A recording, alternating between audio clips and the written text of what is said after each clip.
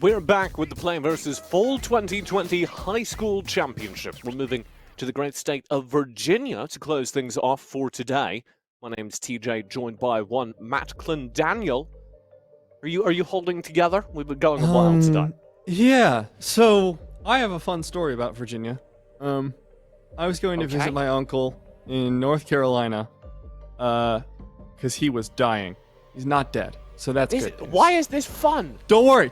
We're getting there. I just need to get through the bad stuff first. You know, it's rough. So we stopped by on a rest stop designed for trucks, designed for 18-wheelers. And we get inside, and there's of course a Popeyes. But we go through the hardware section, because for some reason there's a hardware section to what's ostensibly a rest stop. We go into the food court, and I look at one of the pillars, and I'm like, there's a sign on that. I wonder what this is a sign for. I go up, and it is a semi-truck beauty contest. Hold you there before we... No, I'm going to talk over the punchline. I have never looked at a sign and then thought, I wonder what that sign is for, because signs are usually pretty self-explanatory. It was a little piece of paper. It was a little laminated sheet of paper that was on a pillar, and it was far away. So I was just like, what's that? It had bright, pretty colors, and I'm easily distractible.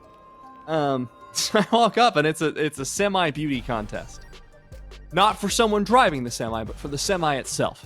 And I thought that was very cool, because I had never thought that was the thing. If you're wondering how our grand finals will work for the state of Virginia, it's going to be a best of 3. We got more format information coming your way. Why is that? If I owned a semi-truck, I would make it look pretty cool too. That's not surprising. I just never thought of it, because I wouldn't enter like a car beauty contest, but I also don't think my car is particularly beautiful. So maybe that's hurting my car's self-esteem. Yeah. Maybe you should support your car more. One of our 29 state and regional finals. Let's head right into Champ Select, because I believe we are ready to go here with our state final. Hell yeah, Virginia. Let's go. John Champe High School versus Parkview. We know Parkview. We remember Parkview. We cast them earlier during this Play versus season for the Summer Showdown. Was that Parkview a university, though? Or was it high school? High school. Oh, man. These are different players, then, because I don't remember them. Yes, that would have been the last season of players, right? Mm-hmm. So... Interesting. I know it's really hard to keep track of time right now, but that was a while ago. Let's head into it. We did like Parkview when we saw them during the Summer Showdown. They had a very, very good team. Bans, Rengar, Kha'Zix, Jin, Anivia, and Malphite. I suspect someone on Parkview does not want the jungler to play the video game. So, look, that's 3 jungle bans. My lord. Oh my god. Keep talking. I'm going to find out some information about Terror. Okay. I would look into information about Reggie. That's how I'm pronouncing that name. It's probably like Reg or something. Oh, sorry. You're right, Reggie. But, really interesting, because we don't see most of those bans ever. Hecarim's like normal. Kha'Zix was a fairly standard pronounced band. like the Reggie in Reginald. Nice. I got it right. First Future try. plans would like to go pro. Sorry, this is Elias Lathram, who plays as Reggie. Want to go pro in League of Legends. Haven't settled on a major yet, but I have it down to 2. You right? What 2, Reggie? And doesn't say what his 2 competing majors Reggie. are. During the regular season, he had a 7.1 KDA with 15 kills over the regular season and 10 assists. Okay, I understand the bans then. Outshone only by Vincent Lavau, or Baku Swavine? Baku Vinny. Baku Vinny? I was reading it very small text in my defense. Who had a 13.5 KDA in mid. Our first ban no cycle mid bans is over, and we're through our first pick cycle as well. It's going to be Nautilus Kai'Sa, the locked-in bot lane for John Champe High School, with a Rek'Sai in the jungle. Leona in the support position. Who knows where that Lucian's getting flexed? And Lilia onto the Terror himself in the jungle. I would like to shout out the team synergy on JCHS because their top laner is named Vince Lover. And their mid laner is Baku Vinny. Just comes from the name Vincent. So, like, you know. You think they're hanging out together? I think so. I think they're best friends, and it's a beautiful friendship. I'm proud of their friendship. Darius will be available for Parkview, as that will go to the top lane, facing a Kled. Syndra closes things out for John Champ, as they would like to have a pretty spectacular mid lane there for Baku Vinny, who is terrifying, as we have previously remarked. So then will we... Torabos played during the Summer Showdown. Oh, yeah. So did and if I recall, their Caitlyn was nasty. Or no. What do they play? Oh, God. My memory's too bad to do this. They played some and they were good. That's all I remember. That's all I need to remember. Torabos plays support, and their primary champion is Nautilus. Oh, so this will be a good matchup, knowing exactly how that Nautilus is going to play. Going to be supporting on that Leona, which will be very interesting. So this is going to be the Lucian mid, and I'm not sure how this one goes. Lucian is traditionally a counter into. This is a good matchup. Yeah, it's normally a counter into Orianna, but we've seen the Syndra matchup usually goes about as well till level 6, then things get really scary for the Lucian, because Orianna is less good at the 1v1s. Syndra is very good at them. And depending on how much of a lead Absol is able to establish early on, this may start becoming a danger point around like level 9, when Syndra gets really scary with that ultimate as well. As her Q, I don't know what the mechanic is called, but it gets better. Correct. Scaling. All right, we're going to head into game. As we do so, I would like to give you some context, Matt. Because I've been doing my research. The League Knights, shout-outs to their coach, Molly Harper, finished the regular season in 3rd place, losing just 2 of their matches over the regular season, winning 14, you might say. It's a pretty darn good record. The second winners from Parkview, with 2 coaches, Galen Andrus and Claire Atkinson, finished their season in 1st place, dropping just 1 game over their 16-game season. Pog in the chat for the coaches. I like to get it in there because I think supporting high school league is probably something you have to stand up to do.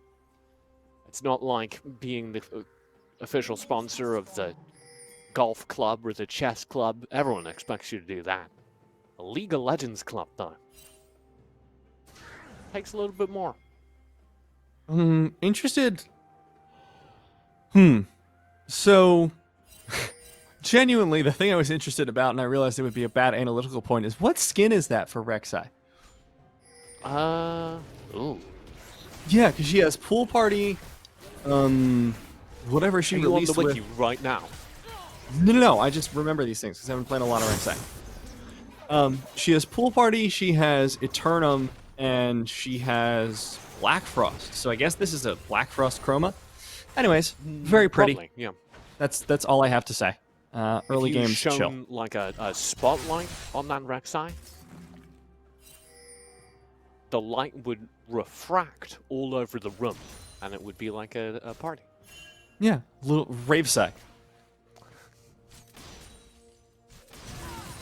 I was trying to figure out which one, if it's refract or diffuse, and diffuse reduces the overall amount of light, so refract was the one I was looking for. I'm glad that you put this much thought into your one-off jokes, TJ. It makes me feel less alone when I do the exact same thing. I just had a momentary lack of words. We've been going a while today. For the Knights, I think it is fair to put a lot of focus towards this bottom lane, where we're going to be scaling into a late game Kai'Sa versus a late game Caitlyn. These 2 drafts are some of the best drafts we've seen all day today. These are very meta, very standard pick bans. I'm interested to see what the Lily is going to be able to accomplish. Oh boy. Rek'Sai is Sure is at that red, TJ. Yeah, Terror is aware of this red buff. He's heading towards it, and Reggie is just waiting, baiting the trap. And then left. And then left. Did they get the steal? Did they smite it or something? No, it's still alive. Okay. Cool. Shoutouts to Reggie for that. I'll Maybe let you know when I figure out. Didn't think they could find a fight. Did realize Probably. they had a built-in advantage. Just based off knowing the pathing. Oh, Hemorrhage. I remember them. I kept saying their name wrong. Oh, Flash not going to be able to land with that edge. Oh, Apprehend. Vince, though, Not needed. will be picked up regardless, and Reggie can't find the trade. Did manage to get away. Reggie was running up the river with 3 people on top of him, which was why Vince Lover went in for the trade. Vince Lover heard, oh, your jungle is coming up to gank, and thought, okay, I'll go for a trade. And then found out that the jungler had brought friends. Which made the top lane rather Hey, more dude, dangerous. look at the friends I made. Oh, dear. First blood does go to Parkview off the back of that. Hemorrhage on the Darius, out ahead. And if I can give some unsolicited draft advice. Sure. Hemorrhage, as you and I know, because we've cast them before, hence the name, is like a Darius pseudo one trick. Definitely Darius main. And I feel like giving them the Darius is either disrespectful or a sign that you really feel like you know what you're doing. So I really hope for JCHS it pays off. A lot of resources dedicated already to shutting down Hemorrhage in the top lane. Can't find the kill, though. Reggie, moments short of securing that, has successfully knocked the top laner low, which will help Vince out in lane, but not confirm the kill, and elsewhere things are going wrong. This mid lane, as we said before, is going to go way in favor of the Lucian, at least to level 9, depending on how that lane state goes. If there's any intervention, that could change. Terror down bottom, taking advantage of the known positioning of Rage. Rage, by the way, still on the top side there.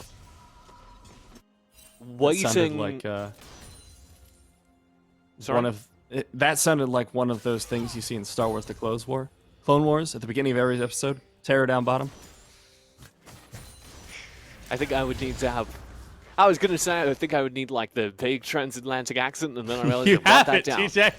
I just need to sound excited, and I'm gonna let you in on a secret. I'm too depressed to do VA. Okay, understandable. I'll never be able to be the Star Wars: The Clone Wars announcer because I have depression. I feel like we just need to change the script then. Terror on my Cheeto, I guess. There's something about the clones or something. I don't know. I woke up at noon. Call time was 1. That's not true. Reggie is in the top lane and yet again has a shadow. This will be Terror arriving immediately behind them. Hemorrhage tries to stall out this fight. Here comes the punish. First kill already over to Parkview in the top lane. The trade for Vince will be successful. And now Terror has to heavily hop their way out of lane, accepting that that 1-1 trade was not the desired result. I honestly think Terror could have taken a little bit more of that. Granted, low on mana, so probably felt that that was not worth the risk. But Vince was not close to remounting. Hemorrhage, though, being able to pick up 1 during that is probably for the best. And still genuinely impressive. Abso goes in for the 1v1. There's the culling to follow it up. And Baku Vinning is down. Never really a surprise in the Syndra v Lucian matchup to see the Lucian out ahead, but it always sucks for the Syndra player. That will be the full extent of the punish possible, deployed in the mid lane. And as a result, Parkview are now pretty substantially ahead across the map. It is manifesting in a 2,000 gold lead that may be shrunken a little bit by this attempt for the Drake itself. Reggie on the case, should be able to grab the first Drake before any of the Parkview players can return from base. Except for poor Toro Boss, who was like, I'm coming. I swear. I see that the strike is being taken. There is nothing I, a Leona, can do about it. But know that you are seen. Know that you are witnessed. I bite my thumb at thee, sir. One of the worst feelings as a support. You just liked it? Because they're doing the thing, team! I found out it happens No! as jungler too, which really sucks. It's like, my We're job not- is to stop this. We're not gonna fight it? Okay. Okay. Guess we're just leaving it. Terror, what's up, dude? This is gonna be an execute? Ooh, very narrow. Whoa! Okay. I think that was Terror's quite accurate understanding of the fact that Baku, Vinny, and Reggie both had a very good bead on their position. So, rather than try and make it out through a 1v2, executes underneath the turret. Poor Hammer. He's getting chain ganked up on top. Pops the ghost. May want to go aggro here. Oh. I don't think that was the right decision. As Reggie is able to could pick up have that kill. survived that easily. Just don't ghost, don't go in. But I understand the power of the Darius. Feeling the Pops. blood stacks. Pops the ghost. Vince goes all Ghostbusters. He ain't afraid of no ghost, turns out. God, what a good theme song. It slaps, TJ. It's so Have good. you seen the accompanying music video for that theme song? I haven't. Is it good? It is incredible. Because they have access, as with all good music videos for movie theme songs, they have access to the set, but very likely no clue what the movie's about.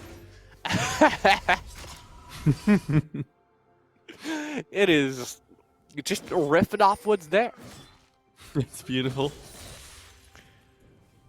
So, a little bit back for the Knights as they grab a kill over in the top lane, as well as the first Drake of the game. That brings this gold back within striking distance. Still about 2,000 gold lead in the books. Also, going in for a little bit more. Oh! Bit off more than they can chew, I think. Barely Here step comes out of the range. rotate. Flash, depth Supporty! charge in. That is the kill. Supporty coming in big for Nautilus mains everywhere as they confirm the kill. What a great name for a support player. Almost like they planned that. Supporty didn't even use the Ignite. Terror He's coming in. planted down. Vince Oh! Lover will be caught in the multiple concentric circles of terror in the top lane. The Venn diagram of death. AoE is coming out from both Darius and Lilia when he stands in both of them. He's not in the little space in between the Venn diagram. He's the exception to both. Oh god. He's- Teleport coming in from behind. The category in the Venn diagram of people who got hit by both the jungle and the top laner. Killer Instinct into the back line. Namor still trying to kite out as best as possible. The flash auto may be enough to finish it off. No. The Leona HP! stun! Tora boss, you monster! Torabos single-handedly saves the day. And indeed, 2v4. Namor will manage to slip back to the base. Tora boss is sick. Okay, look, a lot of people don't value that exact maneuver, which is dying for your AD carry, but as an AD carry, I can say it's great. Never say that to me when I die for you in solo queue, but alright. Well, you usually do it by diving under their tier 2 at 4 minutes, but Look, Matt, there's no reason to talk about our solo queue games here, right? oh, you're right, you're right. We're focusing on the good players. The turret down bottom does get knocked down a couple of lengths. Same does happen up top, so watch out for Hemorrhage, as they will continue to become a terror. Down bottom, I think it is worth noting that LQ City is going to get equally big. Late game Kai'Sa right now is a problem. Kai'Sa's really strong, but the one thing that I've been noticing is that her builds are a little bit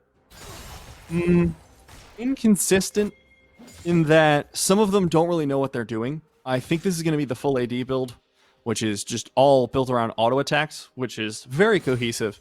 But there are some builds that are like, I'm going to go Muramana, and then Nashor's Tooth, and then Infinity Edge. And I'm sitting here like, what?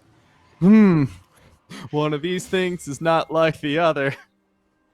It's the worst. It's the RPG build where you get distracted halfway through building stealth or something. Yeah, you're like, And you hey, end up as stealth a archers are stealth cool. assassin who can pick locks. And you're like, wait. And this stealth assassin is going to use a great axe.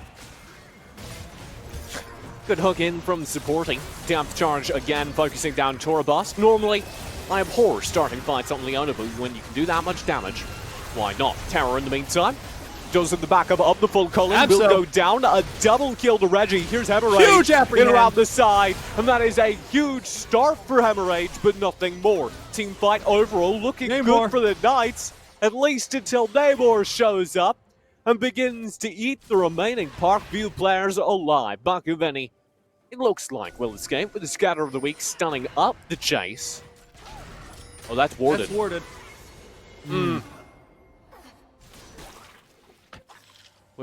We both made this sad sound simultaneously, which is how you know it was relatable. Yeah. Namor, I think it's important to note, is going for Kraken Slayer. I'm not huge on Kraken Slayer on Caitlyn. It definitely has a place against a lot of tanks, but there aren't any here. My guess is it's just the highest possible DPS, which is generally true. But Caitlyn doesn't like getting out a bunch of autos in a row. She likes having really powerful individual autos, which is why a lot of people tend to go Gale Force on her to follow up on headshots, follow up on build over Peacemakers. But this will mean that just pure raw sustained damage in team fights is really powerful for Namor. Uh-oh. Torabos is just gone. Yeah, takes a while. It's Leona. Torrent will go over to the minions in the mid lane. So, shout out to Parkview for being able to grab the first plate gold, or the first turret gold. That's going to continue growing their bank account lead, as with that Drake fight and the subsequent Drake pickup. No, Abso. 2,000 ahead. Abso's in a whole lot of trouble. That's a ton of CC. Literally nothing you can do in 1 versus 3. Sword art. This is some sword art support roaming right now. Mm-hmm. Supporting, really living up to the name. Hanging out with Reggie. Supporting and Reggie's wild adventure. That's get off the wild adventure. It just works. Well, that's that, ladies and gentlemen. That's kind of all she wrote for this top tower. And as a result, JCHS are keeping pretty even with Parkview. Yeah, but the bill is going to come due for that roam session, as Terror has realized what's going on and is not only clearing out the turret down bottom, but is also getting all the camps down bottom, and is also going to shove down to a tier 2 turret down bottom. So it wasn't for free. It's worth noting as well the relative scaling of these junglers, because yes, Reggie is a monster right now and will continue to be one for several minutes, but once you get into the later stages of the game, as I have unfortunately learned on Rek'Sai, you just melt like paper. A lot of people end up going for tankier builds. You go Prowler's Claw into Edge of Night into Sterix, because your engages are no longer threatening on their own. It's mostly for the CC at that point.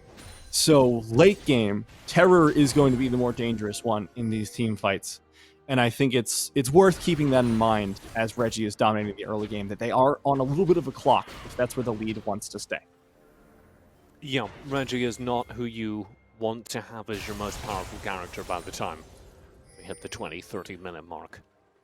Players, you are looking to boost ahead though. Milky City, down from the bot lane. Currently ahead, 3-1 and 2. Kraken Slayer already in the books. Maybe If you want to know how good a Rek'Sai is doing, look for the number of Rek'Sai tunnels around the map. Currently, the map looking like a field populated by gophers.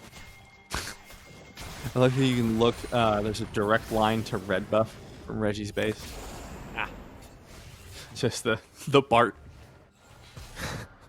A little bit more well-maintained, but... Gotta get on the subway. See, you guys have like really cool public transportation names. You got the BART. We have the SEPTA, which is uncomfortably close to septic. Hey, that is true though, because I've smelled some subway cars in my life. The first subway I ever went on had a puddle of urine in the seat next to me. And that's just it. That's the subway experience. That's why I no longer visit Philly. Do not sit in the seats. This Rift Herald will be taken successfully by the Knights, as John Champe are gonna, I think, struggle to apply that productively. The reason I say that is because this Kaiser, who is their main carry at this point, hasn't had access to wave for a while. Yeah. Down 50 CS versus their lane opponent in Namor. So we commit. Very good Caitlyn, but it's not going to be good enough to survive the 1v4. What? Vecchia City comes in with the killer instinct and will finish off that kill. The Locket doing a whole lot there for the entire team. And Torabos left alone under the tower. A 2-turret dive gets 2 turrets, nets a kill as well. We'll keep going here. Could be 3 turrets, is 3 turrets. Inhibitor will fall, Supporty denies Torabos' opportunity for a Zenith Blade engage. May get slapped here. Swirl Seed did connect, but Sleep would be a weird solo target cast. I really found the Lily of Sleep is particularly powerful in counter-engage. So if you have Reggie dive on and you're able to get the sleep off, that's suddenly a very dead Rek'Sai. Meanwhile, teleport coming in the Dragon Pit will be secured off by Chase DHS. Now the team fight breaking out. Abso in the backline putting out incredible amounts of damage. Reggie very low. Ace in the hole should be able to follow up. Terror somehow survives. The triple for Hemorrhage, who will survive through most of the fight. Gets out in the end, taken down by Vince Lover, but it will be enough. Now that is the full ace coming out in favor of Parkview High School. Parkview don't get the Drake, but they will win out the fight, and I believe that opens them up for a Baron. 3 seconds until it spawns, and there is nobody on the map to properly contest. Would be pretty doable with their composition, but they're nobody's not on the side of the map. It's safer not to. Like, it's definitely a risk if more you want like to go for the bear Baron off. at that point. It's not the bear on. Ew. Interestingly here for Terra, that's going to be the Rift Maker pickup. Usually you'll see the Leandries on... Bear with me. On Lilia. But this time it's going to be the Rift Maker, which is just a lot more pure damage buffs rather than tank shred. So it's understandable. It's still interesting to me. From the state of California. Always about the bear on. Understandable. Torabos in the top lane may be in trouble as the full engage behind Kled comes through. They will fall. Just take a moment. Bakaveni will get the kill, and Bakaveni being out ahead now with 5 assists in the last couple of moments is starting to add up to be a very, very scary mid laner. There's the Baron start. It is a 4v5 if Parkview decide to go for this. I'm not sure if they should at this point. That's a beautiful engage from Terror. Oh, Terror finds the sleep on to sleep. Yeah.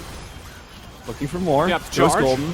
Abso in the backline gets blown up. Never mind. This fight has suddenly gone very, very wrong very quickly. Is Terror last person standing? Namor tries to enter the fight. Get a little bit of damage onto Vince Lover. Oh. There's the stun from Baku Vinny. Namor so low. One more should do it. Killer Instinct comes into the backline. Vecchia City very happy with that pickup. Should be on the way to the Runon's Hurricane, and that is the turn on to the Baron. It started sketchy. Vecchia City was all the way down in the bot lane trying to get some farming done for the first time in what feels like 20 minutes. Finally, though, realized the call was coming through, managed to rotate up, was here in time to clean up the second half of that fight. And as a result, John Champe, the League Knights, will grab themselves the Baron, will grab themselves their 17th kill, are back in control of this game by approximately 1,000 gold. And it's a really impressive recovery considering how poorly things were going for a while. The bot lane wasn't going great. Mid lane was an absolute dumpster fire because Abso was popping off. But Baku Vinny, true to the reputation acquired coming into this one, played it safe, played it careful, and was eventually able to hit that power spike, get a ton of damage out, and is now a genuine threat on the map. Vecchia City has now become the gold holder, I'll say, for JCHS, and as a result, they've pulled their way back into this game and now have a 1K gold lead, which is about to be massively expanded by this parent buff. I would caution against that too much because there is no... Oh dear. Namor. Love the way you said that. Just a disappointing parent. Namor. Surely the Kled won't ult and have the entire team run me down behind 2 turrets again. That would be crazy. Is what Namor thought moments before exactly that thing happened. And because he's dead, they're going to lose more than 2 turrets. They're going to lose 3 turrets and probably 2 inhibitors. Yep. They're, Oh, this gets dangerous. Lots of trouble there for supporting. Reggie tries to put out a little bit of extra damage. Just a little bit of moral support there for supporty. You're doing great, worry, bud. Chief. I've got you. Enjoy 200 damage.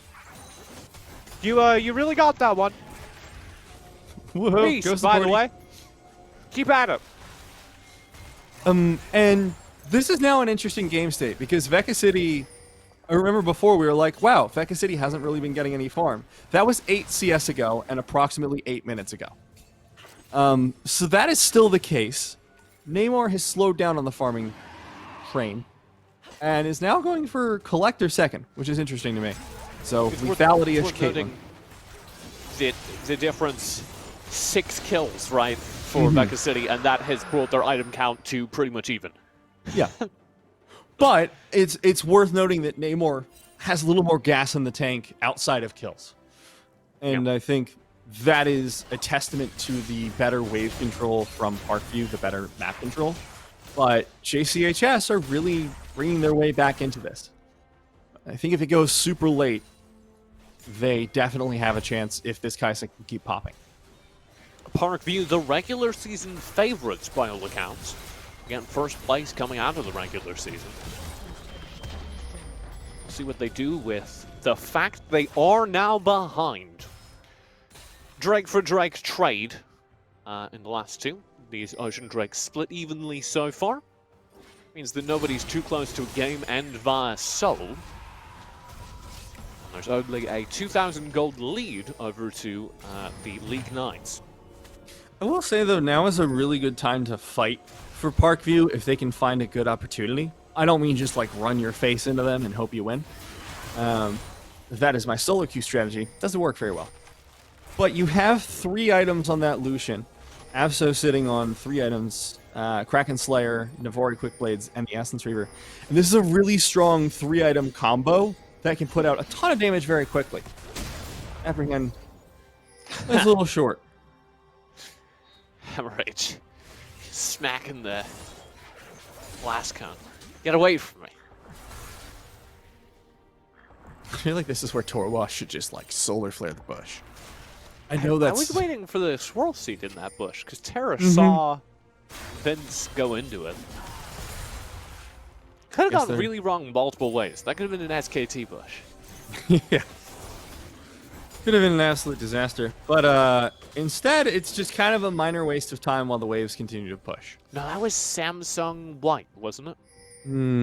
God, it's been a while since Samsung White's been a thing, TJ. Anyway, in the meantime, Parkview are reckoning with the fact that their wave is shoved through the inhibitor in the bottom lane, which means they can't get too ambitious about the rest of the map. Thankfully, there isn't a whole lot of the rest of the map to be ambitious about. League Knights are probably losing out in terms of gold farm compared to Parkview, who are just sitting inside the base dealing with super minion waves. Yeah, they're kind of happy with this. Like, all right, extra 90 gold every wave, sure. Second inhibitor, though, less happy of a tiding. So they need to keep that one alive as long as they can. I think the League Knights don't want to go for a fight here because, of course, Baron is coming up in about a minute. And even before then, Baron will eventually come up, and Parkview aren't going to be able to leave their base anytime soon. So why take a risk inside Parkview's base when they can instead reset around the time this Baron's coming up, take the Baron to win the game? I think that's their logic. And it does certainly seem to be the path that they're following as the reset, the aforementioned reset, comes through. And we head towards the aforementioned Baron, which is now about 40 seconds away. It makes sense to wait for items as well, because you're running into Abso, who is, as I said, like, this is Lucian's power spec. If you are looking for an item power spec for Lucian, bravo, it's these exact 3 items. This is where he's strongest. So not forcing a fight during that and just waiting to scale up, or indeed even just find a fight that you don't have to force that isn't contested, is incredibly powerful. So they're going to be trying to work their way towards the Baron for Parkview. Oh dear. Okay, so the entire team is here for Parkview now. And they know that Baron is halfway gone. They'll loop around. This is going to be a proper team fight, man. Solar Flare onto 1. Terror looks for the Swirl Seed, but no engage just yet. Here comes Vlad onto Hemorrhage. Torabos trying to do as much as possible from the backline. There goes the sleep onto the carry, but they go golden. Meanwhile, Hemorrhage trying to do as much AoE damage as possible as Abso absolutely decimates Veka City. But Abso falls down to the unleashed power of Baku Vinny, and Terror now the last one standing for Parkview. Parkview falls, and JC teleported into the base for the end. A wonderful team fight, splitting the focus of Parkview, denying their carries access to the fight, and cleaning up anyone who dared step close to the League Knights front line. The third place team in the regular season will take the first game of our grand final here in Virginia. As it does turn out, John Champe up 1-0 as the Nexus falls. Really good play from them as well. This was a masterclass in how to play from behind, how to transfer your lead as a jungler to the rest of the map. Because a lot of that game was solely Reggie just getting absolutely fed as hell. And then trying to figure out, okay, how do I do anything with this without just continuing to take kills, without continuing to take assassinations? The answer is lead your team around by the nose and be like, come on, let's go. We're heading over. This is our objective. This is where we're going. We're going to win a state championship. Come on. Get in, kids. And I think it was really good play from Reggie. I think that was a really good game overall. I think that was one of the best games we've seen throughout all these state championships. So props to both teams. I'm getting like gradually more emo as the day goes on and my like hairstyling fails. Where are you? I'm emo Spider-Man. We're going to go to a quick break. When we come back 5 minutes from now, it's time for game number 2 of our best of 3 series. You don't want to miss it.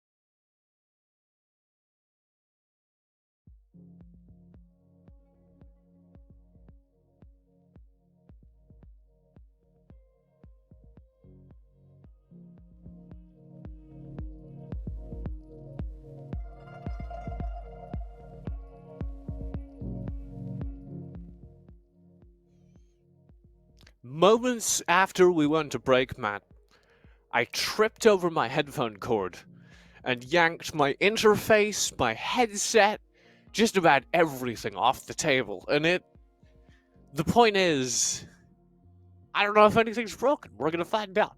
Welcome back to Play vs. Paul 2020 High School Championship. We are most of the way through Virginia's state final. Well, maybe, who knows. John Champe took a close-fought game number 1. If they find a game number 2 here, that will be it. That will be the series. Parkview can strike back, though. Given that they were the best performing team in the regular season, they very well might. We'll head into our second game of this series. You go, TJ. Your headset hits the floor. Your ability to count goes with it. I like how your hair just rose with your stress level. Yeah. It's like the hackles on a dog, you know? It's just like, oh, God. Oh, no. You know, my hair does wild things right now because it's not quite in an unmanageable territory, but I have had a few too many weeks pass by in between being able to get a haircut. So, we don't really know. It's just, there's something happening on top of my head. I would say me too, but, Sorry, I'm being insensitive. That's right. Bald is beautiful, TJ. Is that a slogan? Well, that's like a thing. I don't know why. I use it mostly ironically, but yes, I'm pretty sure. I'm looking this up. Talk Okay, about understandable. the vans. Jungle Vans again. They're really afraid of Reggie. For good reason. All this beautiful dog rescue. What? Is it a pit bull rescue? It's probably a pit bull rescue, if I had to guess. If they specialize in a breed, it's 100% pit bulls. Bald is Beautiful Hairless and Small Breed Rescue. It's a national 501c3 non-profit organization. That's me. I'm a small hairless dog. I don't think that's true. You can't really make that analogy work. You can make this bot lane work again. I'll just smoothly transition like that. It's going to be Veka City and Supporty on the Kaisa and Nautilus again, which is really good because I think last time Supporty especially really showed off how you roam as a support. But maybe I would have, if I were Veka City, give Ezreal a shot instead. If you want something to follow on Instagram, @BaldIsBeautifulRescue for some dog rescue photos. Very cute. Anyway, yeah, right? Sorry, I zoned out. Run back. It's been a long day, TJ. It's okay. I was reading about dog rescue. Run back at the bot lane, as you were talking about. We get a Hecarim inside the jungle, which will change the pace of that. A little bit more backline access for Terra. And I'm expecting this to be a bottom lane. We have seen varying levels of success for the Maokai support today. Genuinely hoping that this is a change of pace for that pick, because I think Maokai support's really good. I think there is definitely a chance that it becomes proper meta instead of like mostly meta, but fringe. Okay. I think it is only good so long as Imperial Mandate is a little bit broken. And I don't know I don't know that having the extra damage from your support role is worth it in high-level competitive gameplay. I do know it's fun to watch. We'll see. We do see that Maokai headed towards the top lane. It will be an Orianna in mid and a Leona to pick up the bottom lane support role. On the opposite side, it will be Elise for Reggie. I believe that is his main. As well as a Yone thrown into mid. I really wish, with everything I have, that had been the Leona mid. It's my only comment. I really want to see Leona mid. We're not going to see that, but we will see Yone mid. Which is maybe not equally exciting. Which is cool, because I actually genuinely have not seen a good Elise on this patch. I'm sure it theoretically exists, and I suspect Reggie's about to show us what it looks like. But I have yet to see it either in my own games or games that I've cast or watched otherwise. I think she's good. It's just she's in a weird spot scaling-wise, where early game, if you don't pop off, and this has always been the case, but it feels especially true right now, you just don't do anything at all. And late game she'll fall off no matter what you build, but it's the mid game where that early game acceleration really matters. So I want to see if Reggie can pull it off. I think that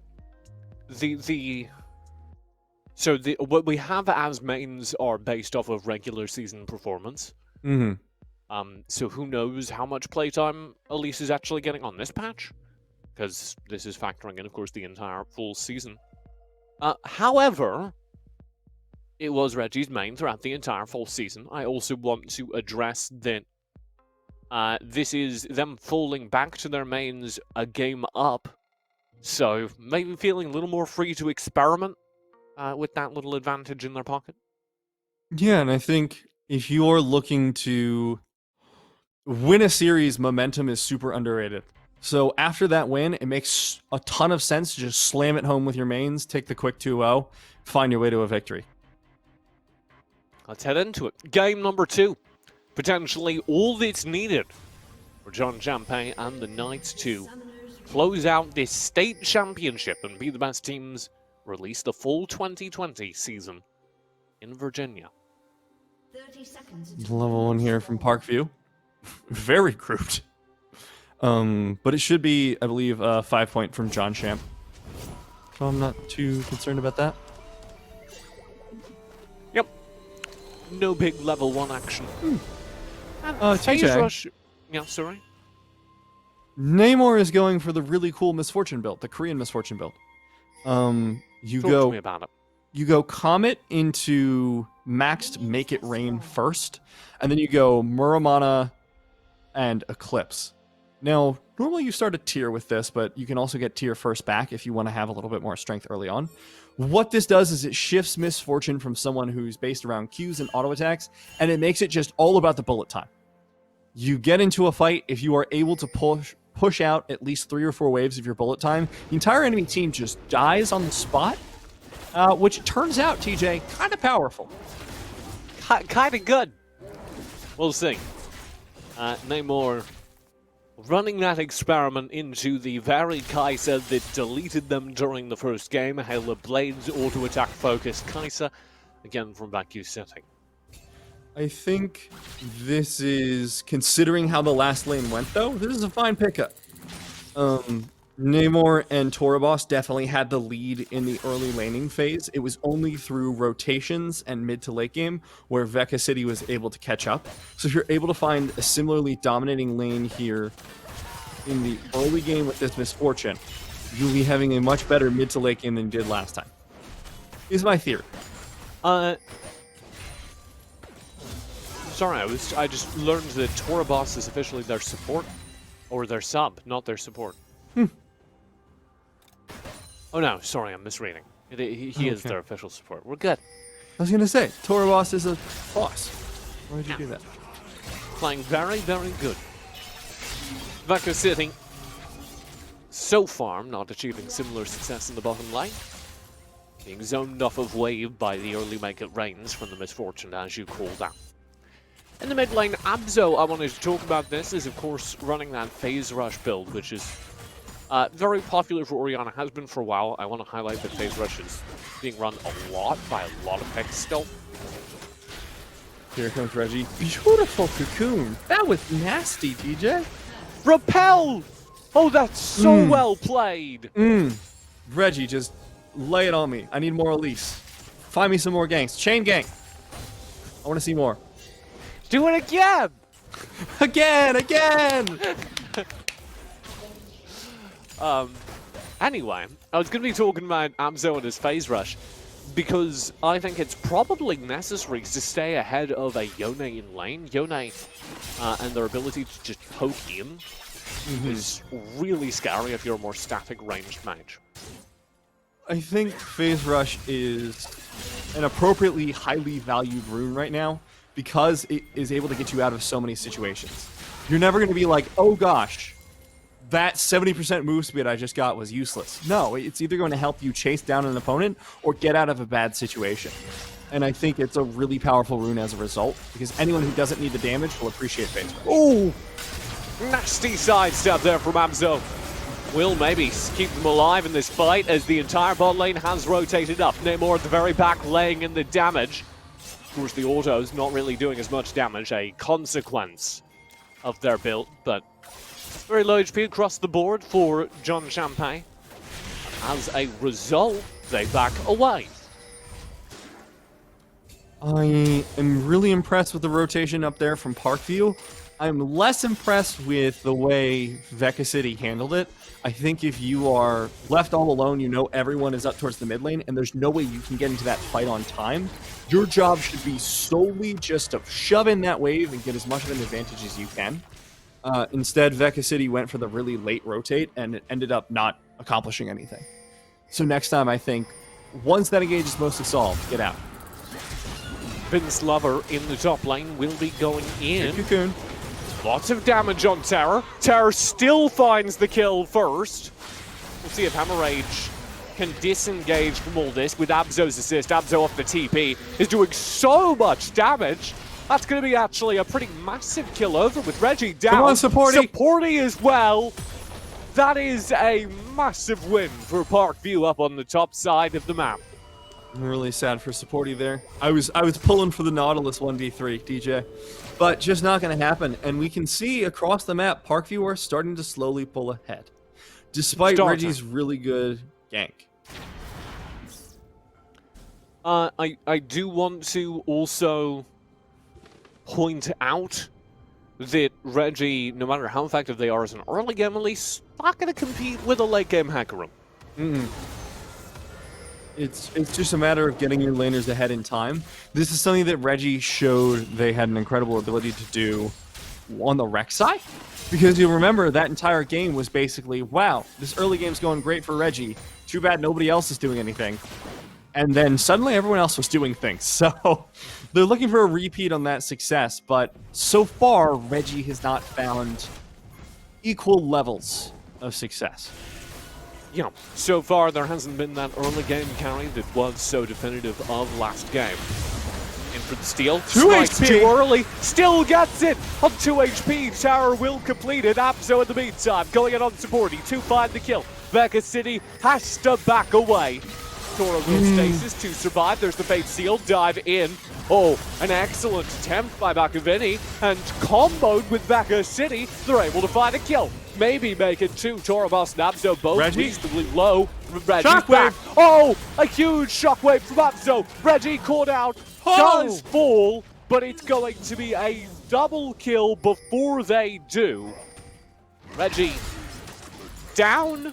Kills go to Vega City. Kills go to Abso. Unclear who wins that trade. I guess you give it to Parkview because they get the Drake, but otherwise, the mess is remarkably even. I would say, considering how last game played out, I would actually give that one to John Champe High School. Primarily because Vega City, in the early stages of the game, had a bad time getting off the ground. But once they had the damage, you were seeing fight after fight, diving in on key targets, able to assassinate them, get out safely, provide massive AoE DPS. And that is what Vega is going to be wanting to do again this game.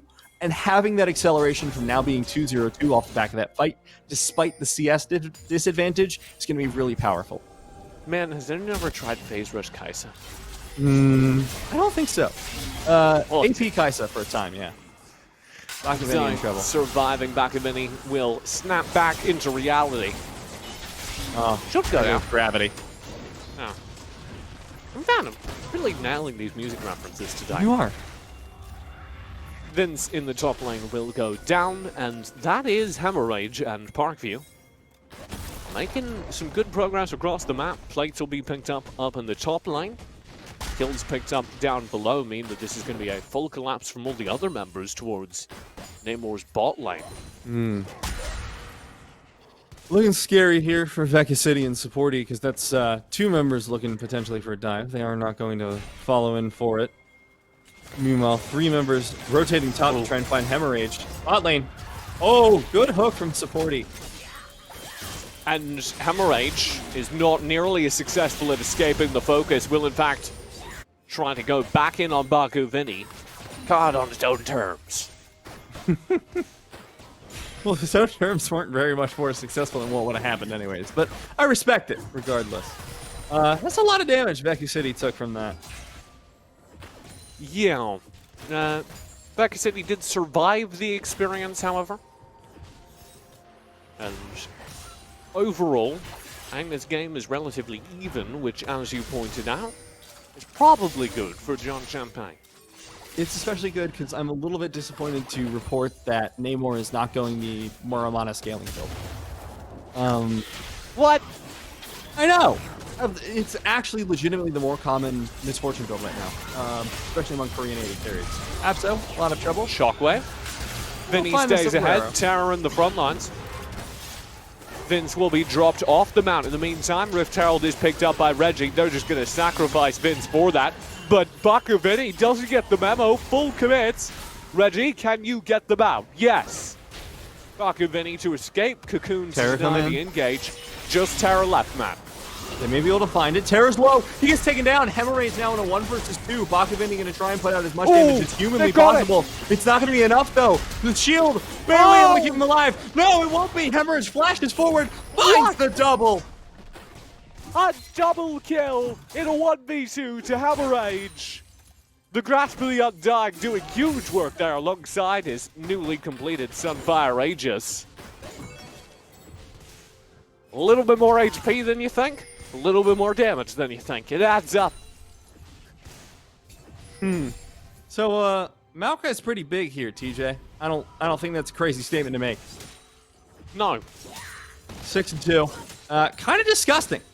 And this is going to be really hard because a fed Maokai, as you can see, especially in team fights, is incredibly difficult to deal with just because you keep healing off of the fact that abilities are just being cast. And that's where the real struggle will come in. Luckily, if you were to choose an 80 carry to handle a Maokai, Kaisa is not a bad choice at all. Probably within my top 3. So, if she's able to keep herself safe, if she's able to scale up more significantly than Hemorrhage, they're still in a good spot for Jean Champ High School. And I believe we will have 2 Kraken Slayers on this team, so a reasonable amount of percent HP damage. Frankly, an unreasonable amount, as Sportman, do not appreciate. Then he will be in trouble. A whole lot of trouble. Yep. Goodbye. Still alive. No, he's But not. there goes the snapback. No longer alive. Supporting actually getting caught out by exactly the same mob. You would have thought that Baku maybe reported exactly how many people there were in the mid lane. Hey, there's a lot of people here. Maybe we shouldn't go back in. But Supporty either didn't get the report or didn't read it. We'll go down I as choose a to result. believe that Supporty just thought stronger moral character would get the win. It's time for a more dignified sort of diplomacy, and I, Nautilus, can carry it out. Oh no. Dive onto Vince Lover. Everrage does so much damage still, even through this. Look at that. Vince Lover, able to escape for the time being, but that's a potential dive coming through. Shout out to the Krugs! Dive will come in, Vince MVP. Lover demounted. Very well played by Vince Lover. We'll stay alive through all that. Where are my Krugs in the audience? Wandering up to the top lane? Alright. Let me know when you get back. So Vince Lover is going. This is the second build this has happened, but I didn't comment on it yesterday. Last game, not yesterday. Bomby Cinder on Kled. Now, before the item rework, Kled went for really bruisery items, really duelist focus items. He would go Black Cleaver, Titanic Hydra. So it's interesting to see him shifting more towards the tanky build. Bakuvini is dead again. Hate to see it happen to our anime boy. I don't think it's like better or worse than Gordrink or anything. I just think it's interesting that this is clearly a less damage-focused Kled build than is possible. Would you say this is a less damage-focused Yone than is possible? Considering he's 3 and 5, yeah, but the build's fine. Reggie gets taken down as well. The rest of the game, less fine. That's more what I worry about. Shield Bow on Yasuo is really good. It is incredibly capable of just keeping that Yasuo alive, essentially forever. And, oh boy, Vince Lover really struggling here. It's Really incredibly powerful struggling. on him. Hemorrhage in range of the tangled advance will just destroy him, but the rebound saves him. Oh, Hemorrhage, you're not gonna let that stand, The are you? rebound from downtown. Go back in. What are you doing? You just let him get away with that. bloodthirstiness. Yeah, I do genuinely wonder why. There's definitely kill potential there. Still, even. I think without a wave, it's not worth diving, but It's a Maokai, TJ. I don't know. It's a low mana Maokai, so I guess I understand. Torabos and Namor will take a turret in the bot lane as well, because a lot of Jean Champe rotated up towards the top lane to try and prevent Vince Lover from going down. It really feels, I don't know about you, TJ, like Parkview just kind of decided to turn it on this game. Not that they were playing terribly last game or anything, but this is just such a massive gulf in success between this game and last. Correct. They are doing better, Matt. Yes. I was That's a thinking you weird- might tell me why you think that is. I don't know. Sure, okay. I hadn't realized you were asking for help there. I think a lot of it has to do with Reggie being less effective on the jungle roam. Last game, almost every lane was put behind by the Rek'Sai. This lane, we've seen a couple of Elise shows. They haven't been particularly impressive. And as a result, all of the various lanes are just showing up. Able to win their A 1v1. lot of trouble. Flashes over the wall, but Onslaught of Shadows will follow. Bye, Vecca. And That's rough. we are seeing a pretty substantial gold lead built here as we head into the mid-game. This is not in nail in the coffin territory yet. This is not game over territory. but it sure is getting there. So keep your eye on the possibility for a turnaround that I think does rest in that bot lane. Vecca City kind of needing to pull out a miracle in a team fight or two. They're not buried and done, but they've picked out the coffin. Yeah. So, making the sale. I think Mahogany was a great choice. Yeah, you know what? My coffin will probably be mahogany. I like mahogany. It's very classy. What can I say? Classy guy. The Kai'Sa is perhaps the only member of the team that's doing great. We do have a 2v2 here on the top lane. Hammerage, so scary that I really wouldn't have gone for this. Oh. Ooh, what a shockwave from Abzo. Sombrero. Denies any opportunity to turn that around. Hammerage is just going to burst this turret. Vince Lover's gone as well. He just does not know it yet. Beautiful sombrero from Abso, followed up by Moss Ganks from the rest of the team. Parkview now 18-9, up by 6k gold. It's kind of nasty at this point, TJ. It is getting unrecoverable, especially considering how ineffective Reggie seems to be at the later stages of the game. Yeah. This was a much worse performance from them in the jungle, and that is costing John Champe the early game lead they enjoyed during game number 1. And as a result, they're like not going to be able to find anything here. I don't think they're going to be able to pivot into a late game from here. It is theoretically still possible, to be fair. But you have to get that Yone ahead. You have to get that Kai'Sa ahead. You have to get them items without seeding the rest of the map. Granted, you've been able to find one dragon, so that delays the end of game timer a little bit by exactly 5 minutes. Hear me out. Yone also kind of has the 06 spike of Yasuo. Oh, 100%. Where you get 2-3 items complete on Yone, and all of a sudden they do way too much damage. So I'm going to say if we hold on here, Bakuveni is a threat mid-late game no matter what. Absolutely. Very good. I mean, the problem is getting it, right? Like, look how much Hemorrhage can do against Vince Lover.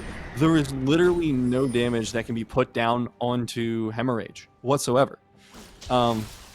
Due in part to the tanky build from the Kled, but also in part to the fact that Maokai's 6-2 and Kled's 0-4.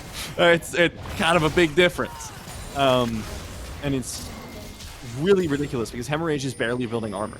Like, the only armor comes from the Mythic and then Ramble Vest. That's it. Yeah.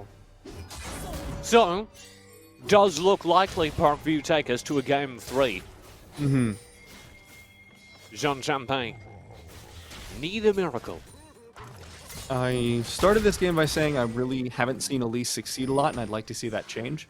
Starting to understand why I haven't seen that change. Has it changed? TJ. It's still rough.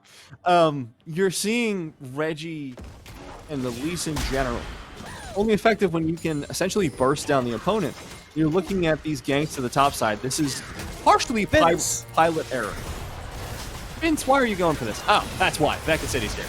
Now, finally, they may be able to do something to this massive Maokai. The rest of the team's on the way. Vecca City in a whole lot of trouble. Onslaught of Shadows will find the fear. Namor finishes it off. And now Vince Lover tries to find out. We'll be able to get the remount, but barely.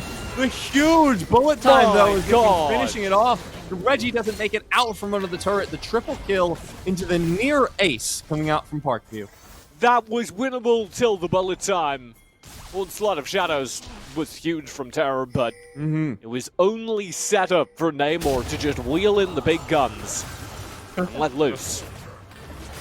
Sorry, laughing at down shenanigans. Poor Abso, stuck on the side. I don't think this is particularly the best Baron take. They should have enough health for it. There should be enough time for it, but there's like a 1 in 100 chance Vince comes in and just beats it. There is no vision in the pit, so that's not going to happen, but this is riskier than I'd like. Steal it with a Void Seeker or something. Vecca should. Give it a shot. So there will be the Baron going down, and this is kind of nails are in the coffin, and the pallbearers have been selected. We're not at the funeral yet, but people are sad. me being one of them, because this has been an absolutely demolished game from Parkview. Hemorrhage getting such a massive lead early, I think, is what pivoted this game into such a disaster for Champe. Because it seemed clear that the game plan was for Reggie to camp that top lane, get the Kled going, and that didn't happen. Hemorrhage 1v4. Place your bets. Hemorrhage I'm turns. betting on Hemorrhage. Faces. Here comes the rest of the team. Hemorrhage will fall as the paint shield secures the kill. Sporty will fall in the meantime. The rest of his team's caught off by the rotate, and Terror is still going. Becca City drops. No, stays alive. Terror unable to conclude the kill. Vince Lover tries unsuccessfully to turn a 1v3. One place bets on Becca City, living to see the next fight either. They drop, and Parkview High School have another complete ace. That'll actually be a surrender to close things out. Yeah, I normally am definitely against surrendering competitive games, but if I were to rate how against this one I were on a scale of 1 to 10, it's like a 1. You can see it. You understand why. Yeah, that was really rough. And it at least least wasn't going to get better. I'm against surrendering casual games. I'm against surrendering solo queue games, because anything can happen. But at like high-level play, I'm all in on the StarCraft theory of, hey, it's pretty much over, let's get on to the next one. So I do think that was what was the case. Hopefully, better jungle performance from Reggie in the next game. I do think the Elise was kind of set up to fail by trying to gank an ahead Maokai. Like, that just wasn't going to work. But also a very narrow focus from Reggie. I'm going to criticize not recognizing that that original game plan wasn't going to work and adjusting. The second you realize, oh, Lord Hemorrhage is big, I am not going to win that fight no matter how I approach it, the adjustment should be, okay, where can I have presence? And maybe if there was more investment down bottom, for example, that game would have looked a little different. Yeah, I think really from Reggie, I want to see not only a change in focus, but I also think the Kled isn't working out, especially into that Maokai matchup. That was brutal. As soon as that Maokai had a lead, that lane was over. And I don't think Kled even wins that anyways, especially with Sunfire Aegis. You just don't have enough damage to do anything about the Maokai. Yeah, you have grievous wounds. Look how much it mattered. So I think between draft and jungle pathing, this game 3 can be salvaged by Champe, but they do need to make changes. Yeah, and it does all come down to this game 3. Both teams have won 1. The State of Virginia's High School League of Legends final comes down to this next game. Don't go anywhere, we'll be right back. A 5-minute break when we return game 3 between Champe and the Knights.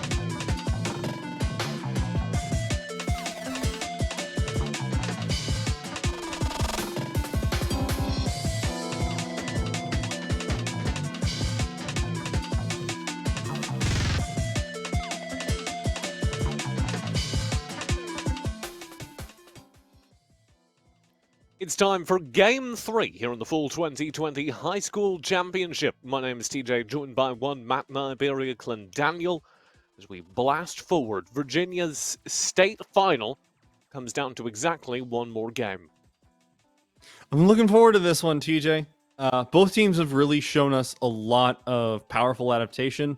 I think last game, it was really off the back of Champe's jungler in Reggie not having the same level of impact in the early game, and that allowed Parkview to absolutely snowball the map off the back of one very, very beefy tree and Hemorrhage. And I think going forward, they got to either bring an axe or figure out a different game plan. Either one I'm happy with, but something's got to change if they don't want to go down and get reverse sweeped. I'm just accepting that I'm going to be emo for the last couple of games of the day. We're just all right, Peter, calm down. Let's find out what happens in our draft. That'll answer some of our questions. We're closer together on the draft screen. Oh, wrong side. There you go. Oh, wrong side. We both did it. Can you get so half your face is half my face? Oh, we're the wrong shape. Gotta go forward. Okay. Oh, this is really hard. Oh, that's perfect. that's perfect. That was it. All right, let's peak casting. We're good now, everyone. Thanks for coming. Good night. I'm gonna have nightmares about that. All right. Imagine if I lost all my hair. Just half of it, actually. Bizarrely, only half of it, and then the rest of it was just truncated instead of cut. With my hairstyle, that's just me being punk. If I just shave one side with the current hairstyle I have. And maybe that's a frankly, suggestion for that's tomorrow's show. Because there is nothing punk about me. You're anti-establishment, anyway. TJ. That's all you need. There you go. Let's talk about some very punk players. As we head into Game 3, Champe, of course, took Game number 1 in dominant fashion. And then kind of lost the thread Game 2. Part of that was due to the Maokai, a character they've just now stolen away. On the opposite side, guess what Parkview say? Well, if we can't have Maokai, you can't have Rek'Sai. And they will take that as their first draft. We get Ornn in the top lane, Samira thrown down to Becca City. We are changing things up. And I'm not sure who's winning the change war so far. I want to say, oh no. Oh no. Oh, yes. Oh no. Tell me that's a miss. Matt's having flashbacks, and I know why. So earlier today we had a Udyr support, wasn't great. Earlier this week, you and other Matt had an Udyr jungle that I'm told didn't go great. It did not at all. But oh yes, send me the Udyr! Because Reggie couldn't find what he needed on the Elise. He wants something that has more CC potential, that can show up in any lane early. Guess what he's got? Exactly that. Matt Iberia, Clem Daniel, let's talk about the Ashe, which has just been locked in against the Samira. Ashe is cool. I'm back on the Udyr. All right. Look, I started really positive on Udyr when the state championships began. And my opinion of Udyr has slowly just taken a nosedive over the past several games.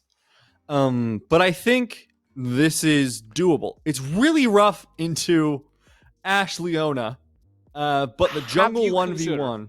That you might just hate fursuits. Yes, but that's not the point. Okay. So, I once was commissioned to make one, and then neither of us went anywhere. Yeah. I used to do a lot of sewing and crafting, and one of my friends was like, hey, do you want to make this? I'm like, maybe. And then that was all that happened. We have known each other for maybe 3 years now, and this is a stunning thing to learn just now. I cannot process it right now, so I'm going to delete the last couple of seconds from my memory. Oh, we are going to. Oh. We're gonna what, TJ? I'm having trouble hearing you. It's probably the fursuit you're wearing. We're gonna get into a Zoe in mid versus Syndra. Obviously skews towards the Zoe. And the furry man himself, I think, is the real point of contention. How well will this Udyr do? Let's head into game number 3. Champe looking to pick up a run back here. Take the state championship. Either way it goes, it is the state championship. Okay, so this is AP Udyr. This is with Ghost, which is good. Phase Rush on top of the Ghost is very good. Phoenix Stance. Everything tracks here. The problem I'm going to have is if Reggie goes for the traditional Udyr thing of trying to go for 1v1s, trying to scrap a lot. AP Udyr doesn't really do great with that right now. He's really good at assassinating and wave clearing, and he can just aggressively clear the jungle like nobody's business. So that's what I want to see out of Reggie. But what I'm hearing is this sounds rather similar to the Rek'Sai that Reggie looked really good on. Not only that, but this is... I was worried about previous Udyrs that I have seen because they didn't seem like they were being played by someone who had a lot of experience on Udyr. Whether in that specific role at all, with that specific build.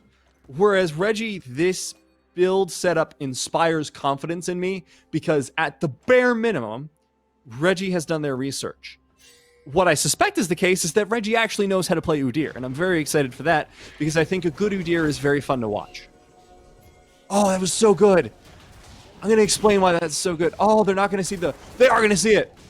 Come on, slap it. Okay, why that was so good. There was this trick that was discovered sometime in 2019 where if you are able to clear a ward with exactly 3 people, that gives you enough experience such that on your last wave when you're about to hit level 2, you will hit it 1 minion before your opponent. That just happened twice, which is really good for all of the laners that participated in clearing out those wards, and really good for Reggie. But he'll still hit level 3 at the same number of camps because it's not a lot of experience. That's a fursuit in like high school or something? So I had a friend who was a metalhead furry. You can process that in a second. No, I don't think I can. I told him that I was like, I did a lot of arts and crafts and I like sewed a lot. And he was like, do you want to make a fursuit? I'm like, maybe. And he was like, okay, it would be this, this, and this. I'm like, on second thought, I don't think I have the follow through for that kind of a project. So no thank you. But yeah, that's the story of how I almost made a fursuit. I hear it's really lucrative, so I may, you know, if casting doesn't work out.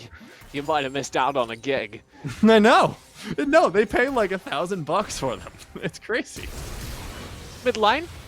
Flash will not save Baku Veni from the initial engage of the game, but he is still able to slip away from it. Really good stun. No hate to furries. You're into that. It's fine, I guess. No one was saying there was hate to furries, TJ. Are you saying something? I just worry that maybe I implied that, and I would like to stress. We are pro Udyr on this stream. We are. We just want Udyr to live his best life and feel comfortable in his phoenix skin. Or tiger skin. If that's what he chooses. Terra going for the repeat gank, this time a lot more successful. First blood goes over to Absto, and Zoe's gross. Counterpoint, that's never going to go any other way. It's, like, even without the chain ganks, that Syndra is not going to have a good time in that line. I don't know. Syndra does a lot of damage. At 6, she can win it. Yeah. We are currently at 4. Which is, this is true, less than 6. Hold on. Yep. Okay, just had to double check. Time-honored tradition of my fingers. There's the stun coming out from Vince Lover. Okay, so all kinds of things happen in this draft that we didn't really end up getting to talk about. Can't imagine how we got distracted. Me neither, TJ. We're so on the nose all the time.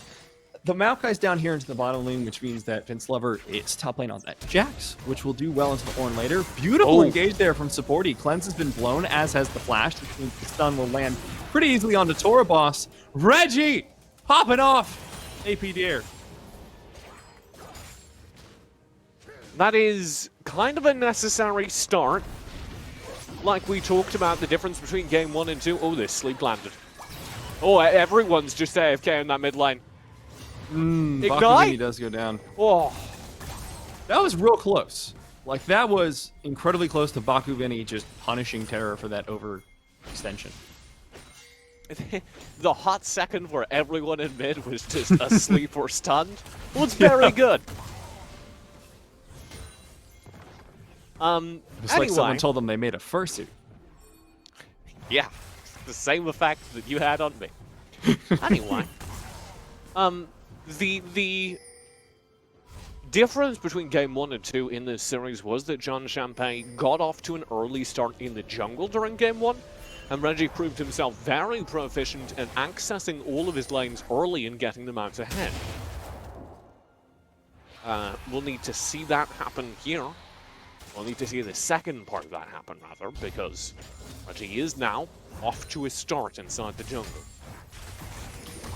But Reggie's being counter-jungled, and this is kind of what I'm going to be worrying about going forward, is that Terra seems to have Reggie's number at this point. And Udyr without farm is essentially useless, also known as Udyr. He really is one of those champions that plays on a nice edge in terms of whether he's useful or absolutely worthless. And if he's denied farm, he skews heavily towards the latter. Hemorrhage, call the Forge God. Beautiful flash out of Vince, who leap strikes back in. There is the kill. You don't mess with Jax in the top lane. Those are just the facts. That was a beautiful, beautiful flash from Vince, dodging the second half of the Call of the Forge God in order to re-engage and finish off the kill on the Hemorrhage. So really good laning there and really good mechanics from Vince, but the knowledge that Reggie is on the top side of the map means that Terra is going to be able to start up this Drake. I don't think there's a whole lot they could have done about this, even if Reggie were on the bottom side of the map.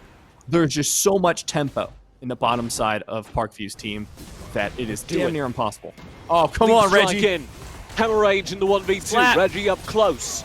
A decent attempt to disengage turns into a kill on Vince. Reggie needs this trade and does manage it, even smiting a cannon minion.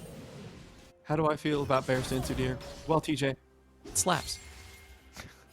Nice. So part of just a reference we were talking about down in the bottom lane.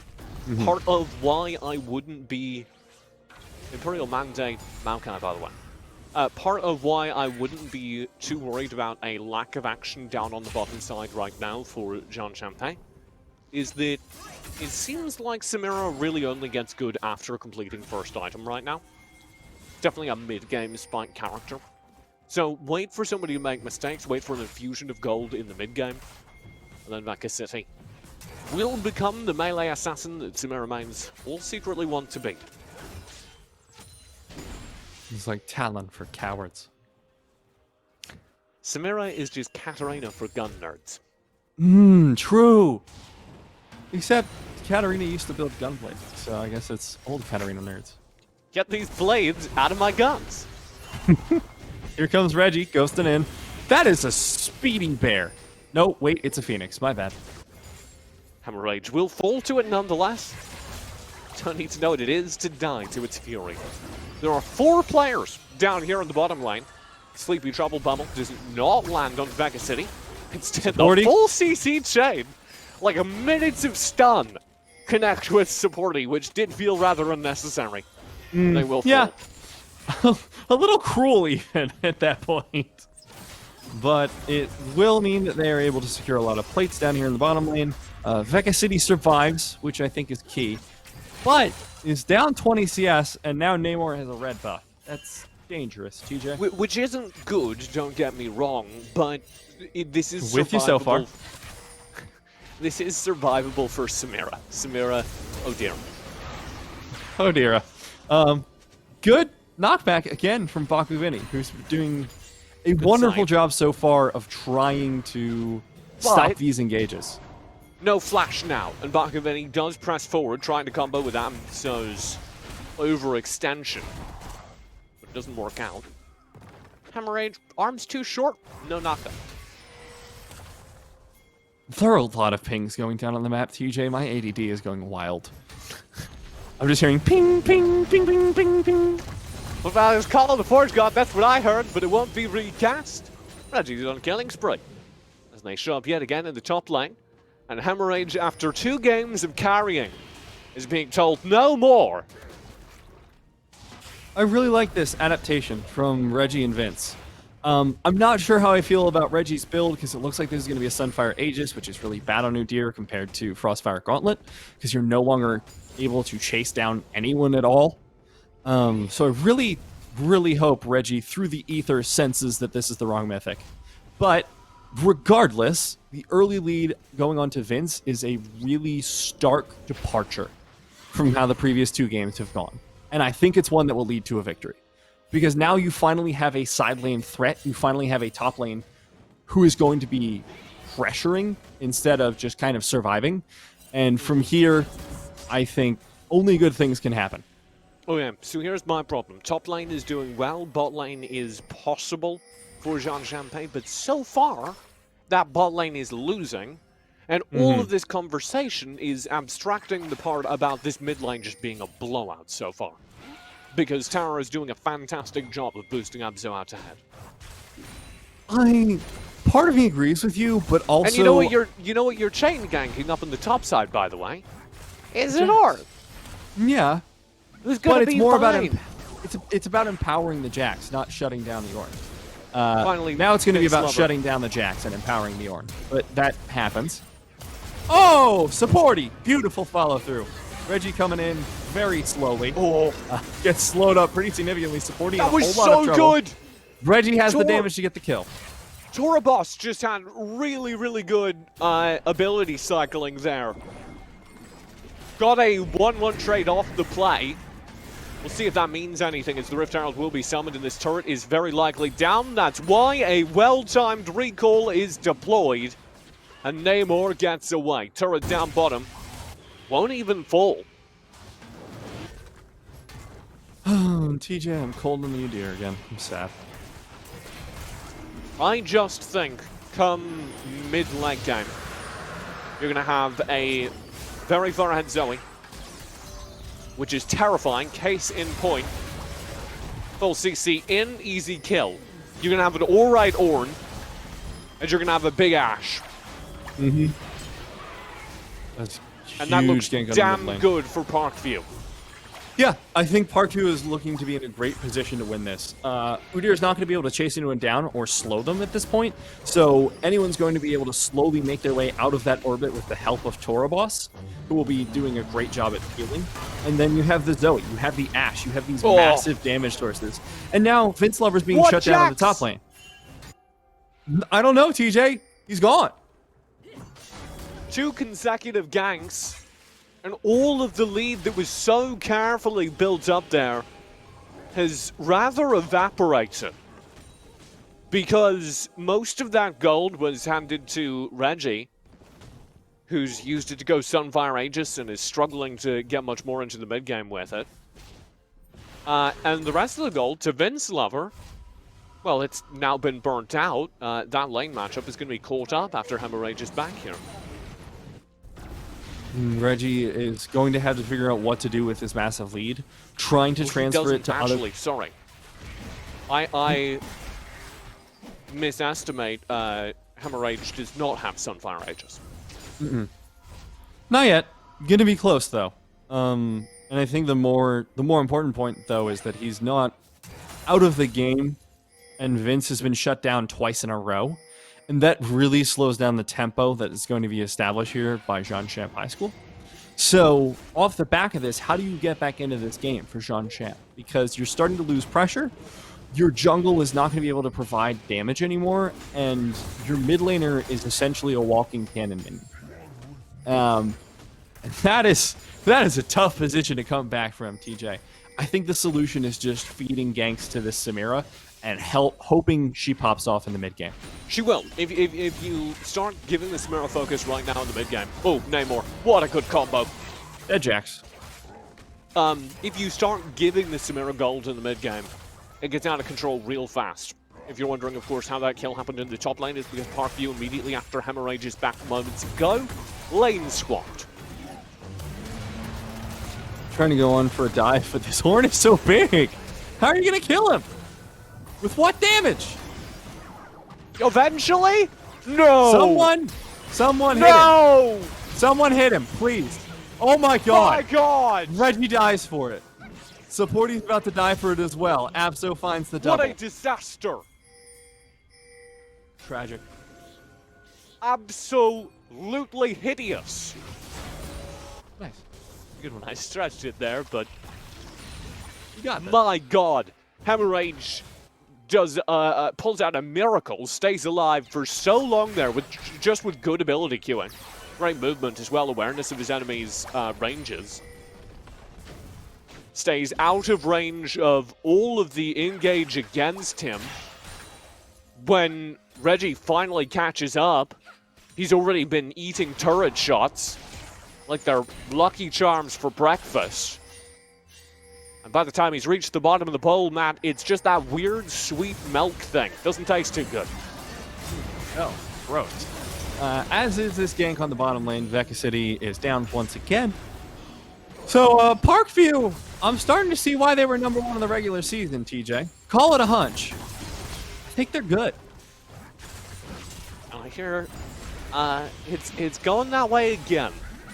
This is now 30k to 26. A sizable gold lead earned out in the second half of this game as we hit the mid-game spike. My concerns that were expressed about where the gold was going, I think, are properly addressed.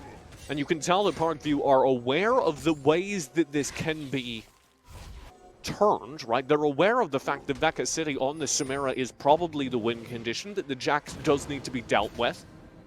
And both things happen. The Jax is dealt with first and foremost. Veka City then taught a lesson down bottom with a couple successive ganks. And now Parkview have shut down that Samira and removed the Jax from the game. That said, aforementioned Jax was able to solo out the Rift Herald, so that's something. Vince Lover.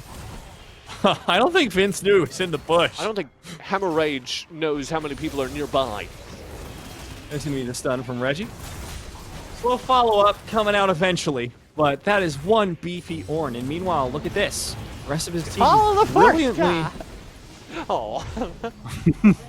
No, he's not gonna find it. But the rest of his team immediately pivots down onto that Drake, and that is the right play. And I think Parkview are really, this is gonna sound weird, snowballing off the deaths of their top laner. Yeah, I mean, it's Ornn. Like, what are you doing? What are you shutting down? Hemorrhage over again. This is what I said minutes ago. There is limited utility to killing Hemorrhage in the early game because pretty much no matter what you do to an Ornn, they will be fine come late game. The base stats work out such with the kit that Ornn can always provide CC and a threatening amount of damage. You know, after Baku has been hit by this exact gank with this exact pathing 3 times, you'd think. Oh yeah, but that time it was extra nasty. I don't know if you caught it. Yeah. It was knock up into Solar Flare into ECA. It was definitely nasty, but I just think if I were in that position, I'd be wary of that bush by now. I'd just be like warding it 24/7. But there are definitely, I suppose, better targets to stick the wards into. Except on the off chance the Rek'Sai is ganking. Again. Yeah. From the same position they have 4 times this game. All right, maybe I'm right. Maybe a ward wouldn't go amiss. You wouldn't miss the word, I'm just saying. He had one in his inventory as he died. Oh no. Tragedy, TJ. Yeah. And now that's like a 5-0 Zoe. But like Pretty all good. Shakespearean tragedies, brought on by the actions of the actors with him. I think Vinny needs to recast his words. Someone else who can bring life to the role. I suggest a control ward. The Drake was picked up as well. I feel like we did kind of brush over that with Parkview. Of course, not just with the pure gold from the Drake, but also with the Ocean stats down in their favor. Are building out that lead. Yeah, like I said, they're successfully transitioning their top laner dying a bunch into objectives. Because that's when they took it, right? The entire time Hemorrhage was 1v4 or whatever in the top lane, wasting time. Terra was like, hey guys, there's a dragon here and there's nobody here to contest it. Let's just go. Hey guys, what if we, do you think we could maybe just steal away this Drake? Do you guys want to like win the game? Guys wanna Wow. go grab an ocean drink later? Me and the boys were thinking we could head down to the drink pit. Refreshing. Oh, the Forge God comes in. Here's Terror! Feels like the alien from Alien at this point. Just absolutely terrifying. There whenever you're looking. Oh dear, Reggie gets stunned up, and that is going to be Slowed all down. she wrote. Slowed down, as you say, and now that's the knockup's going crazy in the back of the fight. Namor is just Dora! completely uncontested this entire time. Vacuum City tries with all their might, but will not find enough damage to follow it up. And Parkview only lose 1. Tora did such a good job that team fight. Single-handedly manning the choke point, holding the gates, man. Starts with a 6 solar flare to completely CZ cycle Renji as they try to go in. Then Zenith Blades into the back lines. Soaks up the damage, lands the stun. Zenith Blades again.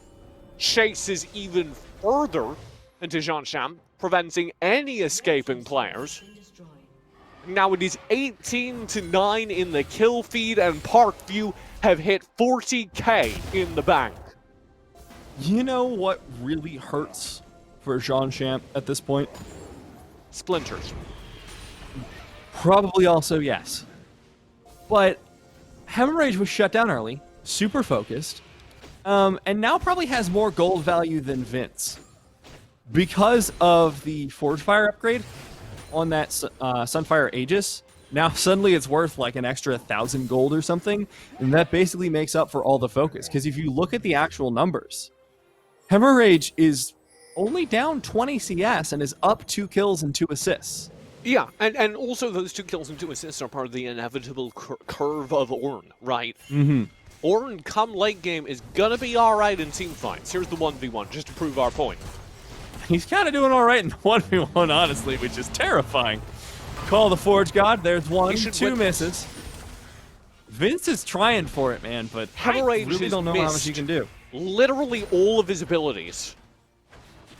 He missed literally everything and still won that trade. Mm-hmm. I don't know what Vince is building into, maybe a Black Cleaver, but I don't think that's going to be your answer. I think you need like a Blade of the Ruin King if you want to find an answer to this, but that's going to be Soul Point already picked up for Parkview. That's the stun onto Hemorrhage. Again, you're focusing this massive tank, and he just does not want to go down. I mean, nobody does, but Hemorrhage has the HP to back up that one. Here comes the rest of the team, looking for a punish. Dissuaded. But they now have the knowledge that most of Champe are in the top side, which will prompt this cutoff. Watch out for the jungle Merc squad. Okay. So... Oh, dope. Oh. Are they just straight up going to take it under their noses? Yeah, 'cause they know that Champe are all like half HP or lower. They know there's going to be a reset, and they also know they take this pretty darn quickly. Oh, poor Toro boss. Almost So dies to the blink Baron. for a second, close your eyes, and you miss it. The Baron has been taken by Parkview off of the knowledge of Champe's pacing. This is really, really solid play coming out from Parkview. Not that we didn't expect it. We've seen them before in previous tournaments. They were #1 in the regular season, as we've mentioned before, but this is genuinely fantastic play. Look at the kills across the board. Look at the score lines. The only one struggling is Hemorrhage, and he was set up to fail by his team. They said, look, you're Ornn. We don't care what happens to you in the early game. We promise we'll come back for you at the end of the day. And they did. And now Like my everyone mom else at has... swim lessons. Exactly. They have 0 deaths. I promise you won't drown if we throw you in the pool. And Be lo and back in an behold, hour. the baby swam, and an hour later, everything was fine. You dry him off, you get him a towel, you get him an ice cream. And look, Hemorrhage is happy as can be, and the rest of his team is absolutely monstrous at this point. Thanks for being so brave, Hemorrhage. You did a great job. Can't wait for it to happen again next week. Did you ever have... Oh, you grew up in San Francisco, so you probably never had this. After swim lessons, because it was cold out, the combination of being covered in chlorinated water and it being cold is one of the most miserable experiences I can describe. Not like First painful of all, or England. actually bad. Second of all, San Francisco's pretty cold. So yes. Oh, okay, so you've been it. And then the smell gets worse. The smell of the chlorine gets stronger because it's cold. It's, oh. Ugh. This Hemorrhage is like, done with that now. He's done swim lessons. Yeah. Saltwater pools only. Where did that arcane comet go? Sapling, I guess. I'm not sure where the sapling was. It was. I think it was onto Terror in like the river. The river by the Drake Pit. Terror proc sapling. The arcane much fun to comet. watch. Places to be. I don't need you anymore, he does. Dad. Oh, it stopped back. Oh, boy. Reggie just trying for it. Not going to be able to find a whole lot with it. However, going Dead Man's Plate second, and this Udyr has really fallen off in the later stages of the game. It sucks, but that's, again, this is the kind of champion he is, much like Elise, is later stages of the game, he's not able to provide as much utility. Okay, but Nashor's Tooth. He's going Lich Bane. Oh. Nashor's Tooth is actually a legitimate build. I looked, and I had to find 17 Udyr mains before I could find one that went Sunfire Aegis, but they did go Nashor second. So, it has precedent. Spain instead certainly won't hurt either. I just struggle to live in a world where Reggie does big damage. I would who are you going to burst? More of a focus towards the tank. I would think that would be the sensible pivot here. I think But- damage is reasonable, but who are you going to burst? How are you going to get to the Ashe? How are you going to get to the Zoe? Those are the only two people you can kill with burst. Nah. The 1v1 versus Hemorrhage is going to go great this time. Here, check it. Oh boy, there's the slow. Did about 3 damage. Oh, TJ, We're not 4. done yet. Now we're done. Reggie lost half his health to do 4 damage to Hemorrhage. Good. I don't think this is a sustainable manner of poking down the tank. I respectfully disagree. Look at all those orange upgrades, though. Sand Shrike's Claw. Edgy. You've been studying.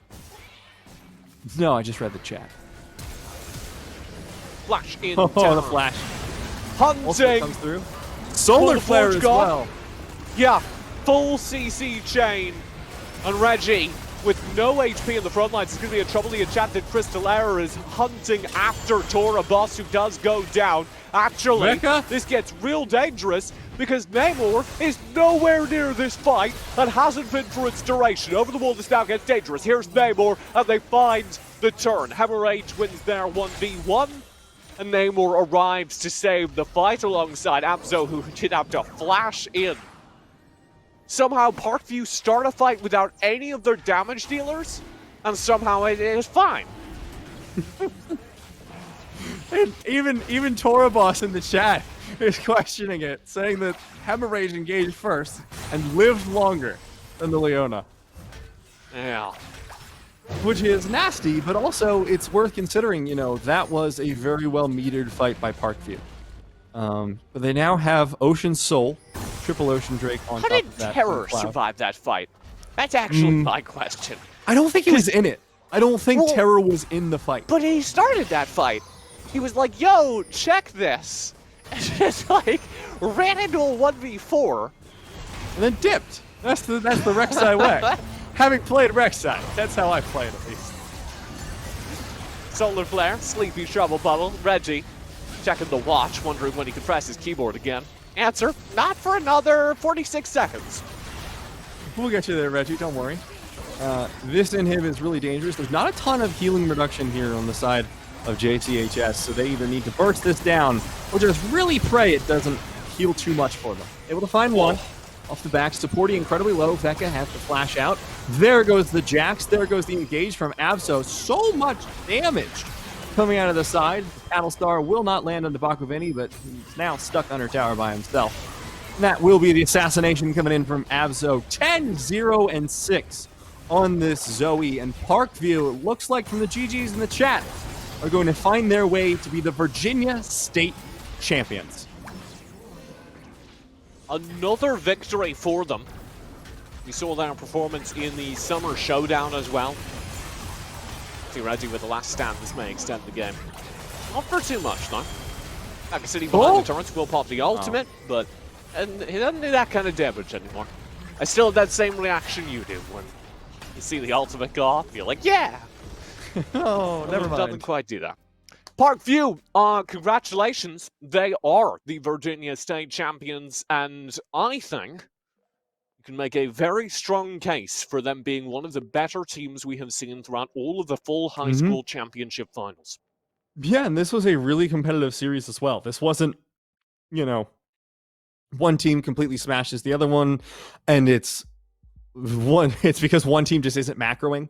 Like, both these teams were playing incredibly well mechanically, incredibly well macro-wise, and there were active decisions being made at every stage. And Parkview still came out on top, and that is what is most impressive to me. It deserved 3 games, and we got it. Parkview bringing it back 2 in a row for the win. That is going to be our final broadcast game of the day.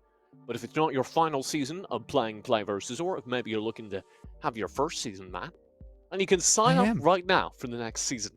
Head on over to playversus.com. Play starts for spring 2021 on March 1st. Enroll today again at playversus.com. Thank you so much for watching. My name's been TJ, joined by Matt and I, Very Daniel. We're going to head out, but there'll be more high school action, so stay tuned.